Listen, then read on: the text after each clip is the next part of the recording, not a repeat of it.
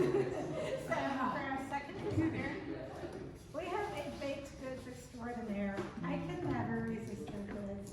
She makes the rounds. Yes, she has a storefront, but you'll also find her at farmers markets, pop-up markets. I go to a lot of Summerfest, and I always see this too that calls to me. So, a veteran to small business. She had a business for 15 years in Illinois before coming to Indiana and seeking a little bit of assistance, and we crossed paths. Kind of similar to Tanya and I coming together. Juanita, about 20 years ago, made a cake for my niece's baptism. So when she came to my desk as a lead that needed some assistance, I definitely remember her pastries. And you'll never try something where you don't say, oh my God. True testament to the brand that she has built. Let's welcome Juanita Marsden with Oh My God Pastries. Hello everyone. My name is Juanita Karh. I do go by Marsden at times, but it's a story for another time. My company's full name is Oh My God Pastries, short for OMG. I was founded in 1986. My current brick and mortar is at 328 Ridge Road in Munster, Indiana. Website, you can click the link, it'll take you right there. omgpastries@gmail or omgpastries.com takes you directly to the website itself. We have 6 employees currently. What got me to where I am right now is I've always believed in full scratch baking, like real butter, real sugar, real eggs, makes a difference.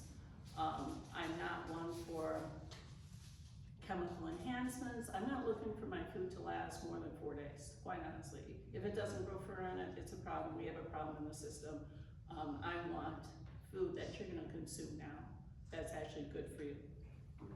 What the catalyst was that actually started the business was when I was working at the Ritz-Carlton many years ago. Back then, you could not buy, as a patron, anything from the hotel unless you were gonna dine there. You had to dine there and have a party there. That was the only way you could get what we offered.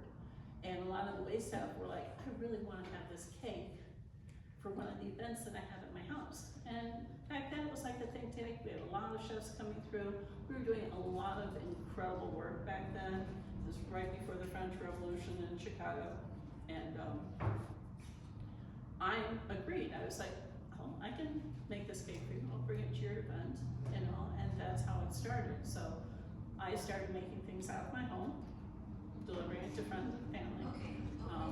That's grown from friends and family to hotels, still out of my home, country clubs, still out of my home. And when I got to the point of I'm doing 800 mousse cakes in my home, I'm like, gotta stop. Can't do this. Gotta get a brick and mortar.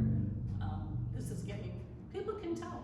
They can tell what I'm baking. I've gone through 3 ovens and I'm like, it's time. I do have a degree in culinary arts. My first brick and mortar was opened up in 1990 in Calumet City on Burnham Avenue. I was there for about approximately 18 years. When I opened up, this building was for sale, had been for sale, and I thought in my head, nobody's gonna buy this, because when I walked in, the guy's like, I gotta show you something. And it just blew my mind, an internal gutter system at that point. And I was like, okay, well, here we go. You know, well, 18 years later, he finally sold that building. You know, and at that point I was like, now what?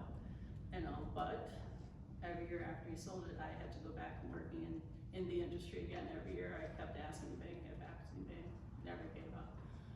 Finally, I got the opportunity to reopen my store and I had never looked back. Never ever.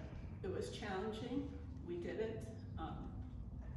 Moving forward, I want the next growth hurdle to be dine-in. We want to offer food.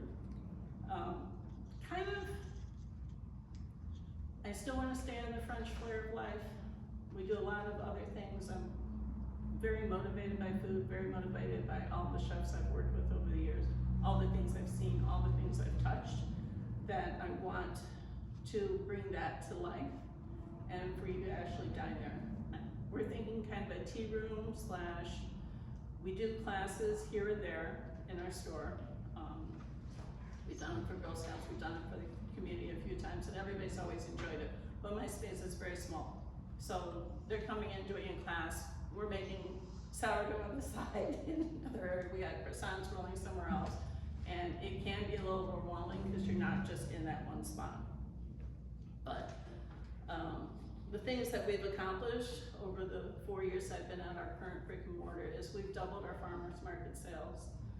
We're looking to triple it this week. We're coming in very strong on that, and that's something that we've come through to over a period of time. We do a lot of events, especially in the summer, because everybody's out in the street. They don't want to be holed down, going to the store. They don't want to be outside, seeing the sun and that. So we meet them where they're at, and that's worked for us. We want to continue that, but we want to be very selective on what we're doing. The things that have helped us along the way is through the farmers markets, the exposure of a lot of the fresh produce that we're able to get our hands on now. A lot of the creative things that I am able to see there, speaking with the other chefs that are there is also really good for us.